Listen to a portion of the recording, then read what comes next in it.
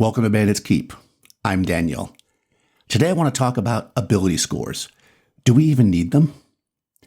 This comes about because I picked back up work on a game that I've been working on. I kind of set it down last year after I got it to a point where I could run it and never got it really, let's say, for public viewing, if you will. Although you can check it out on my Patreon in the free section. I'll put a link.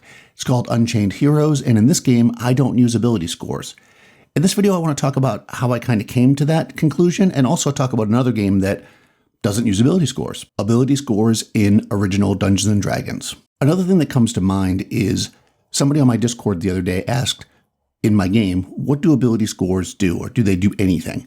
And specifically, they were talking about combat. But I replied, well, they do the same as they do in original Dungeons & Dragons. And I remembered that I've heard many times, and I've even somewhat said it, that ability scores don't matter in original Dungeons & Dragons. They don't do anything. And the fact of the matter is that's untrue. So just to kind of roll back, if you go to the original box set, the little brown books, you look at your ability scores, and the main ones you might think of, strength, intelligence, wisdom, they don't have any direct modifier to any skill or combat action. So to a player that's used to a game that has those things, they look at it and say, those ability scores don't do anything, which is kind of interesting. And I feel like, well, first of all, the idea that you only need modifiers and you don't need ability scores is something that's bounced around in a few different games over the years. And I definitely don't agree with that. I feel like that's another video, probably for next week. We'll see if I jump into that immediately after this, but let's just leave it at that. I don't agree with that. But also, if you look at the ability scores in the descriptions, they say things like strength describes, well, it's the prime requisite, which means that fighters whose prime requisite is strength get a bonus to their experience points, which means you level up faster. And leveling is how you get all of your advancement in original Dungeons & Dragons. More spells, more hit points, better combat stats, right? So it does do something. It makes you level faster. A fighter with a high strength will level faster than a fighter with a low strength. But beyond that, there's a sentence and it says something like, and also helps with opening traps and such, or something like that. And again, there's no direct mechanic aligned with that. And I think that's because in the original game, things were much looser and they hadn't codified all kinds of things like skills and such. That took a long time. But even as you move forward, more and more stuff gets codified, even through the various supplements. But my point being is that intelligence says stuff like to decide if you could, be able to do something, if you'd be smart enough to do something. Wisdom, the same. Then some of the abilities like Constitution, there's a chart for System Shock, as they called it later in AD&D. They didn't call it System Shock in OD&D, but things like if you get turned to stone and then you're brought back, can you survive that? And of course, dexterity gives you a bonus to your missile attack, not to armor class. And charisma is probably one of the most powerful ability scores in OD&D because that determines reaction, number one, but also it determines the number of henchmen you can have. And again, when they're first building this game, we're talking about, when we look at the histories, even if we look at Arneson's own First Fantasy campaign, there's a lot to talk about having small armies and stuff. So, having high charisma so you can recruit special types, as they call them, or superhuman types, I think is what the term they use, or super normal. That's important, right? Having 4th and 5th level fighters on your side as henchmen when you have a castle is much better than just regular mercenaries, right? But I digress. So they did do something. But on the surface level, because they didn't give a direct modifier, it makes people that have played games where ability scores are directly related to modifiers, and especially skill-based games like later games, like let's say 5th edition, where your ability scores directly affect your skill. Your ability score modifier directly affects your skill. You start thinking to yourself, well, if the strength doesn't do that, then the strength does nothing. And I don't think that's true. So going back to my concept of a game, description. Based on this idea that a description of what the ability does versus a direct mechanic was good in my mind, I based my game in that direction. And what I decided was when you create a character, you will write 2 or 3 sentences about the character's background and about their physical appearance and ability. So you might say my character is big and strong, or you might say my character is really smart. They've studied or whatever. And this is kind of how you determine your character. Now, this is similar to a build. Well, it is a build, really, but there's no restriction on it. And again, I'll come back and talk about that. But first, I want to talk about another game that does something similar, but uses points. Crown and Skull. This is by no means a deep dive into Crown and Skull. I know a lot of people have been talking about it again lately because book 2 is coming out or is out. And I've kind of dabbled through reading Crown and Skull. I've mentioned it a few times and I get a lot of comments below saying, go into it. And I did run it one time. What Crown and Skull does, which is interesting, and I want to run it more times before I dig into it deeply, what it does that's interesting is Crown and Skull also gets rid of ability scores. Instead, it's a completely skill-based system.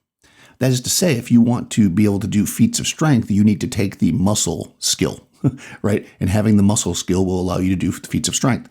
If you don't have it, can't do it. This on some level can be tricky to run, I think. And I feel like that's kind of the point, is that the game really wants you to dig in and kind of into the narrative. But if you don't have the muscle skill, then you're not super strong, which means you can't lift the giant boulder. That's just the way it is. I know in some games, in some DMs, let's say, they'll say, well, make a strength roll anyways, even if your strength is 3, maybe you'll get lucky. But, I think in this game, because it's tying into directly to the skills, you just can't do it. And I think that's totally fine. Of course, there's ways around it. If you took the smart skill, I don't know if there's a smart skill, but, you might say, well, I'm going to use my smart skill to figure out a way to roll the boulder instead of lifting it, right? So there's all different ways to solve different problems. And Crown and Skull is a point-buy system. So you buy the different skills you want. So I can buy a lot of muscle to be very strong. And that means that there's no strength score. I just buy my strength if I want to be strong, right? I buy my speed if I want to be fast. I buy my sword if I want to fight with a sword. And all these things add together to create your character in kind of a narrative fashion. And what I will say is that I did not miss the ability scores in running the game. There was some hurdles for me wrapping my head around it, which again is another video, but the ability scores were definitely not missed. And I don't think this is because, again, this idea that there's definitely another video coming, that you just need modifiers, because again, there's no modifiers. It's just not there, right? You don't need the ability scores if you have the things you can do. If I can sneak, if I can climb, if I can shoot a bow, I can do those things. What do I need my ability scores for? All they're doing is creating modifiers for a game that may or may not need them. In my game, going back to there, they don't need them. And in Crown and Skull, you really don't either. Unchained Heroes. Just to dive in a tiny bit more here, and again, I will put a link to the PDF. I say again, I think I said it already, to the PDF of Unchained Heroes if you want to look at this kind of beta draft. The way that you handle most things in the game is based on a certain number of figures that you represented. A hero representing more figures, and you're playing a hero. It's a heroic game.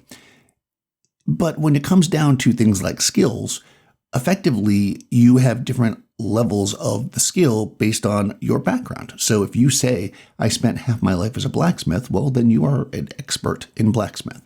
And it's that simple. We don't need specific numbers. We don't need specific skills. We don't even need ability scores. We can just say, I'm an expert as a blacksmith, so I have no problem doing these tasks. And there is a task system, but the point being is that how much do we need ability scores? I would like to hear from people. Like, what do you think of a game that you create your character by either, you could roll on a chart if you wanted to think of it that way, or you could just select 3 or 4 sentences, phrases that define your character. And then use, I guess, I'm going to say, trust and common sense at the table to have yourself and the dungeon master, referee, GM, whatever you want to call it, adjudicate how that works. I said my character was fleet of foot, so I think I should be able to outrun these city guards. Okay, right? That makes sense. I said my character was a gambler, so they should have some kind of advantage if they're gambling and they want to cheat, or to see if somebody's cheating, maybe to bluff somebody if they're lying. All these things can be put down in a way that we've seen in other games where people have, let's say, a background. Your background is a pirate, you can do pirate stuff, right? But do we then need pirate stuff gives us a bonus to our ability score that then gives us a bonus to another role? Or do we just say, you are a pirate, you can do pirate stuff, let's make it work in the world? What do you think about that? I'd be curious. Do we need ability scores? How important are they to you? Do you just need the modifiers? And you can wait till my next video where I talk. I'm definitely going to dig into that. I got a lot to say about that, but I feel like that's a different subject. So, like I say, check out Crown and Skull. It's really interesting. There's lots of videos on it if you look around the internet. I have yet to find somebody who's really dived into it, who seems to have played it a bunch. If you find that, aside from Roothammer, please send it my way, because I'm curious to see thoughts of people who have played multiple sessions of the game that weren't part of the design process, because it's an interesting game. It's an interesting concept, and it's very different than what we see in most RPGs that are, in my opinion, 90% of them are just a D&D clone. On that note, check the description. I'll put links. Check the description. You'll find a link to my Discord. Check the description. You'll find a link to my Patreon. All that good stuff. Ring the bell. I'll talk to you soon.